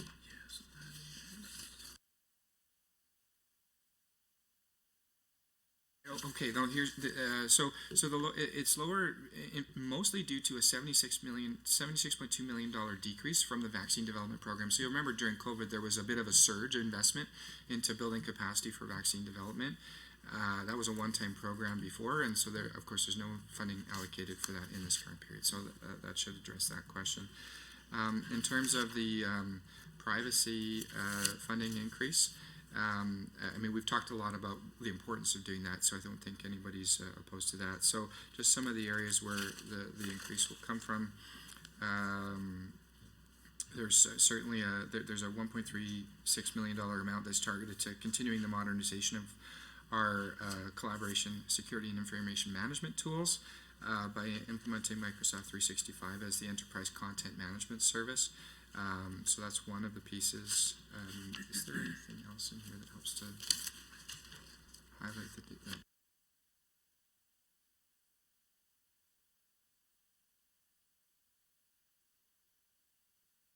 Okay, right. So another piece of that is about $3 million that came over related to the overall data strategy and the privacy-related work associated with that. So I think that covers off that question. Next for Emily Walker, in terms of the digital accelerator, this again is something I'm really excited about. This is my baby. Some of the projects that we will be tackling with this is the traffic tickets digital service, which enables citizens to manage their traffic tickets, including paying or disputing their tickets online, to streamline the management of disputes for prosecutors. The result here being is that Albertans would no longer need to take time off of work or pay for parking downtown or have to wait for hours just to deal with a simple matter of a traffic ticket at a courthouse. There's also the Child Intervention Pre-Intake Digital Service, which will automate pre-intake services and processes that have historically been very manual. And this is helping to reduce the average wait time to respond to a call about potential child abuse by about 50%. So those are just two examples. And moving on to Emily Rosewell's comments about Alberta Innovates, again, the work they're doing is really important. Some of the ag tech stuff that you're seeing in your riding has a lot of great potential, and certainly Alberta Innovates has a portion of their work going into agriculture-related technology investments. And I just want to highlight that, because this dovetails into something that Member Billis had raised earlier, but yes, a lot of what the funding that we are giving to Alberta Innovates is to make sure they can maintain and continue to commit to multi-year commitments. So there was the question about multi-year commitments to Amy, so I'm kind of killing two birds with one stone. Part of the reason for the increase to $180 million is to ensure that Alberta Innovates has the means and resources to continue making these multi-year commitments like the one to Amy. Moving on to cybersecurity, again, super important. And yes, Emily Rosen, we also banned TikTok from government devices, sharing in the concerns that the international community has in that space. And yes, our cybersecurity budget has increased significantly from $8.8 million to $12.7. This is in part just because of the growing complexity of cybersecurity threats in today's day and age. And some of the increased investment is bringing in some new cutting-edge tools for fraud detection online, using artificial intelligence and other modern technology tools to helping us to better and more rapidly detect threats as they're coming at us. And we've had some great success with that. A great example was applying those tools to protect the digital, the online payments portal for the affordability program that we launched in January. And these tools were able to detect attempts to penetrate that system and to prevent that. So we're making targeted investments in the most modern tools out there to make sure that we are on the forefront of protecting Albertans' interests. Tying into Emily Allard's comments about cybersecurity and from her time on the Energy Council. I mean, it's not just about protecting Alberta's data and systems as a government, but it's also about saying what do we need to be doing to make sure that the critical infrastructure that Albertans rely on every single day, whether it be pipelines and our electricity networks or our water networks to heat our homes and to ensure that we have clean water in our homes.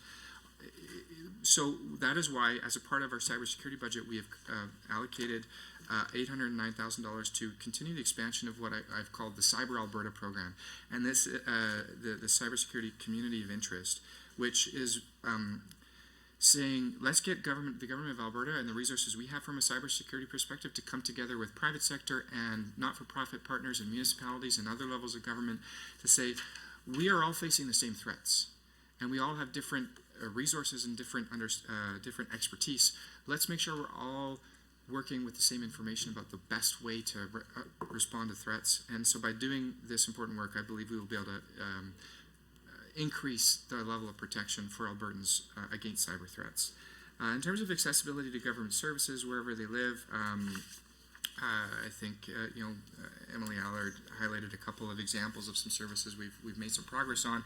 Absolutely, we're going to continue to do that. One of the ways that we are going to prioritize which services get tackled next is we have a deputy minister committee cross-ministry that will be looking at all of the prospective services scheduled for modernization, and they'll be looking at things like impact. What's going to deliver the biggest impact for Albertans? What's going to give them the best improvement in their experience, the biggest reduction in cost or time commitment to get something done, the biggest savings to the taxpayer, so that we can, it's the 80-20 rule. Spend your energy on the 20% of the things that will deliver 80% of the results. That will be the lens through which that committee is looking at all of these things. So I think, and I guess I can give a couple of examples on some of the programs currently underway or planned, for example, with the Digital Accelerator program that are in line with that line of questioning. There's, in the Tax and Revenue Administration's TRACS system, there's a self-service online portal that we're working on to manage the tax programs for the GOA, and like the legacy database system, right now it doesn't support new functionality for more modern applications. So we have an opportunity to create a more modern revenue management system across the government to simplify and to reduce duplication of components, to help implement new initiatives more quickly, having better, more fulsome administration functions for registration, assessment, audit, collections, and handling objections and appeals. This will, we estimate this will avoid between $4 to $7 million of unnecessary costs in maintenance every year and $1 million per year in program enhancements and upgrades. So hopefully that gives you like a real world example of the kinds of things we're working on. Hey, thank you, Minister. About 10 seconds remaining. Any further comments from Government Caucus? Seeing none, that moves, we conclude the government members' first block of questions. We move now into 5 minutes of questions from the official opposition, followed by 5 minutes of response from the minister. Emily Billis, you may proceed. Thank you, Chair. I just wanted to make a couple quick comments before I get into my final block, and hopefully we'll have a chance to hear from Ms. Williams, although I appreciate the fact that time flies, and 2 hours is a short amount of time to go through this. So first of all, I want to say, Minister, that I support your increase to the budget on cybersecurity. I think, and I appreciate government members asking questions about this. I think it's absolutely critical to protect information, protect ourselves. We see cybersecurity on the rise globally. I've heard from many people that our federal government is not investing enough in cybersecurity, and so I appreciate that the GOA is increasing their dollar amount. I want to thank MLA Roswell for bringing up ag tech, and I know that there's huge opportunity and potential with ag tech. We have leading institutions from Lakeland to Olds to Lethbridge that are doing amazing work, and so want to encourage Minister, your department and Alberta Innovates to continue to look at that. Again, I mean, I'd love to get a deep dive with Alberta Innovates to look at again how is the pharmaceutical and life sciences strategy coming along. I appreciate, and it makes me question, so sector strategies was something that the former Minister Schweitzer and I talked about for years. You know, now that the ministry has been essentially blown up into 5 ministries, I'm not sure where sector strategies live, if any of them are with Minister Glubish. My last couple of minutes, I just want to talk about competitiveness, because I think it's absolutely critical when we talk about attracting investment. You know, I appreciate that Alberta's numbers have continued to grow, which is great to see. As I've said in question period, my concern is that Alberta is growing at a much slower pace than the rest of the country. Now, I recognize our innovators, our ecosystem is growing, and that's wonderful to see. But recognize that we need to continue to be competitive. And so, you know, my line of questioning now is around what was supposed to be in the budget, but was pulled at the last minute, and that was a reintroduction of the digital media tax credit. Now, I know, Minister, that you've talked about this back in November, had committed to it. I know industry was working with you and your team that were very excited about having a level playing field. The reality is that Alberta digital media companies, gaming companies, are at a disadvantage. And so I've spent a lot of time talking with a lot of the companies who, over the past 4 years, have grown, have hired, but not in Alberta. They're hiring in BC, they're hiring in Quebec, they're hiring in Ontario. And it's a lost opportunity for us. You know, from talking to some of the companies, they've said, listen, that tax credit benefits more than just games and entertainment. It benefits education, training, retail, oil and gas, tourism, healthcare, and more. And that was from the president of the Alberta chapter of the VR/AR Association, and said, you know, I'm concerned about what the loss of this tax credit means for our ecosystem, which is largely made up of startups. We know that you know, that companies have been told, well, the corporate tax rate in Alberta is lowest in the country. The challenge is that many of these companies are reinvesting every dollar they have. They're not paying corporate taxes. So the tax rate could be zero. They're investing in growing and scaling. And I know that the government is not opposed to tax credits. We've seen the film tax credit get an increase, which I'll be talking to your colleague about, and we've seen the explosive growth in that industry. And so, you know, really it's, you know, my final questions are just around why wasn't a digital media tax credit reflected in this budget? And I'm curious to hear the reasoning of why it didn't get over the finish line. I understand how government works. I get it would be called something different. It would have the current minister's own stamp on it. But the reality is that our industry, and there are numerous examples of companies that were about to pull a trigger on leasing new space, on hiring dozens, if not hundreds of new employees, and now they've hit the pause button. And so that expansion is going to happen, but it's not going to be in Alberta. And when the digital media tax credit was here, the industry doubled their number of employees. It only was in place for about 18 months before it was pulled, but really, I think that this is a real loss, and it's unfortunate that it's not reflected in this current budget. Good, thank you, Member Billis. Minister, approximately 5 minutes to respond. Sure. So I'll just quickly touch on a couple pieces, and then hopefully we'll have time for Ms. Williams here. So on the tax credit, I'll just draw the member to my comments in question period yesterday. The key here is when we are considering any kind of a program that will be giving taxpayer dollars in the tens of millions, if not hundreds of millions of dollars to private sector. I mean, the members from the opposition often criticize the government for corporate handouts and giving taxpayer money to private sector businesses, but in this case, they seem to be taking a completely different position. I'm not taking one side or another. I'm just saying, in this case, if we're going to consider a policy that's going to cost hundreds of millions of dollars, we need to do our homework and make sure that we have found a balance between the interests of the sector we're trying to support and the interests of the Alberta taxpayer. And the fact was, is the economic analysis to support a policy was not ready.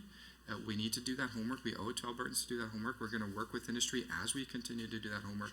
And so that is what I would say in terms of why we've landed where we've landed on that front. In terms of sector strategies and specifically life sciences and pharmaceutical, I can say, I was just at a BioAlberta event yesterday. I'm very passionate about the power and the potential of life sciences technology. I'm personally interested and invested in this, and looking forward to working on developing a bit more of fleshing out a bit more of a strategy there, recognizing that Alberta Innovates has a role to play, but I think there's also it's important for the Alberta government and through my department to be thinking about what are the things that we can be doing to move the needle to make Alberta a powerhouse in that space. In terms of the software engineer question, acutely aware to that issue between software engineers and APEGA. I'll just point out that Minister Nadeau is working to find a resolution there, and I am supporting him in that as someone who understands the tech space very well. In terms of the intellectual property side of things, look, totally agree with you that it's important that we focus on that commercialization aspect. A personal anecdote, before I was elected in 2019, we were looking at investing in a company, the fund that I was with, that was a spin-off of one of our major universities. A very exciting company.